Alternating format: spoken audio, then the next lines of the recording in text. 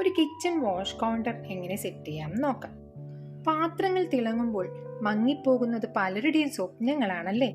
എന്ത് ജോലിയും എളുപ്പമാക്കിയാൽ സ്വപ്നങ്ങളെ തിരികെ പിടിക്കാം. ഇവിടെ നോക്കൂ, ഒരു ഡുവൽ ബൗൾ സിങ്ക് ആണ് കൊടുത്തിരിക്കുന്നത്. ഒരു ബൗളിൽ കഴുകാനുള്ള പാത്രങ്ങൾ നിറച്ചു വെക്കാം. പാത്രങ്ങൾ തേച്ചുരച്ച് വൃത്തിയാക്കി അടുത്ത ബൗളിൽ നിറക്കാം.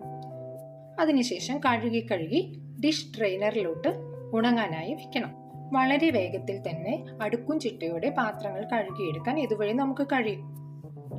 ഡിഷ് ഡ്രെയിനർ ട്രേയുടെ റിമൂവബിൾ പ്ലേറ്റ് ഇതുപോലെ ക്ലീൻ ചെയ്യാൻ പറ്റും.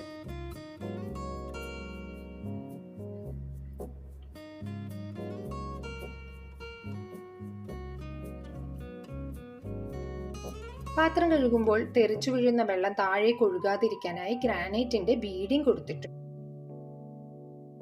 എല്ലാ പാത്രങ്ങളും കൈകൊണ്ട് തന്നെ കഴുകണം എന്നില്ല.